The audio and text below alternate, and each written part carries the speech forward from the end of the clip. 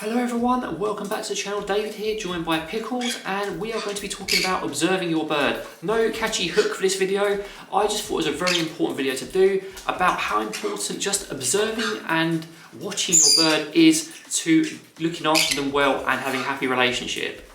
Now, I recently did an interview with Nikki from Shaping Behaviour, and that reinforced my view that observation is so important. If you haven't seen that interview, I'd highly recommend watching it now. I'll leave a card right there.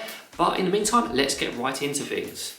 Now, often when you're watching videos online, you will hear a lot of talk about diet, about cage setup, and about direct interactions, constant training, lots and lots of work with your bird. And all of those things are exceptionally important. However, there are some things you can do by taking a slight back seat with your bird. The first one of which is if you've just got your bird home, and also generally throughout your relationship with your bird, something called passive bonding, where you're just around your bird doing your own thing. Maybe on your mobile, looking in another direction, letting them get used to you being around them and knowing that you're not going to directly interact with them. It's a really important method, and it's really useful when you're interacting with your bird. And later on you can observe them and behave with them. But yeah, if you're just got your bird passive bonding, really important. However, the most important thing you can do with your bird or just around your bird that isn't directly interacting with them is just observing them. The amount you can learn just by sitting and watching your bird while they're in their cage or while they're out and about foraging, doing their own thing, is amazing. I'm not saying this is an excuse not to do anything with your bird all the time. You do need all those active things as well, but observation can give you so many indicators as to their behavioural cues, as to their preferences, as to what they will do in certain situations, or as to how they feel around you. Let's just take observing how they eat, for example. You will see what they prefer, what sort of seeds they don't really like, what sort of vegetables they will favour, how they eat as well. Say, for example, maybe they will favour the chunkier items of veg or the things you shredded. That way you can adapt your chop in the future. Maybe the way they forage needs to be observed as well, because they will like certain types of substrate over other types. It's quite a lot you can learn just in their dietary preferences just by watching them.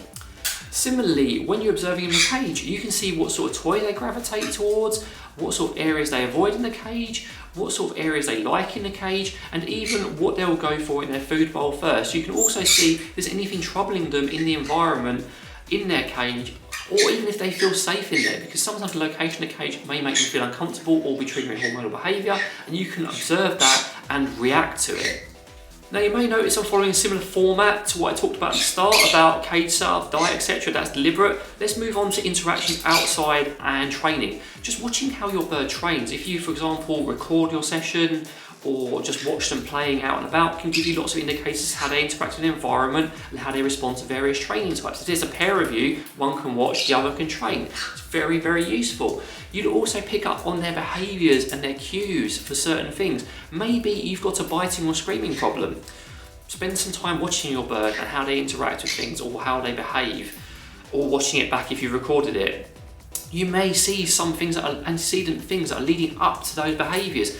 Maybe you're not very experienced with birds. Again, the observation helps here. That's how you gain experience, it's their behaviours. How I've learned to observe Konya and cockatiel behaviour specifically in detail is by watching them lots, and it's helped me produce guides for you guys.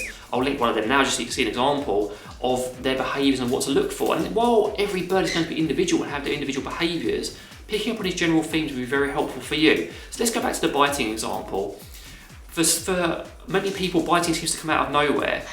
But if you're observing your bird, maybe there's something in that environment that is causing that biting. Maybe there is something that you do that is causing that biting, bringing them to a certain object in a room closer to that, making them bite. And you will see these behaviours that are telling you, very obviously in bird language, but not so obvious to us humans, that they are uncomfortable and they are going to bite soon.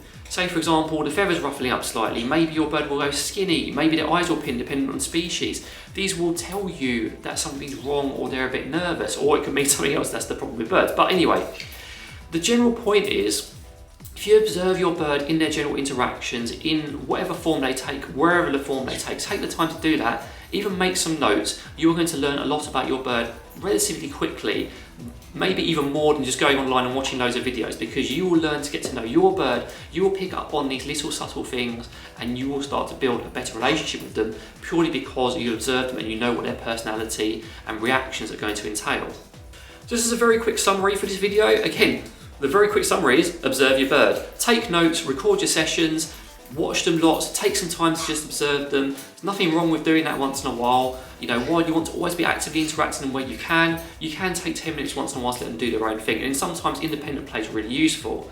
So anyway, that brings me to the end of the video. I hope you found it useful. If you have any comments, suggestions, questions, etc., happy to hear from you down below. But in the meantime, from me and Pickles, take care and see you later.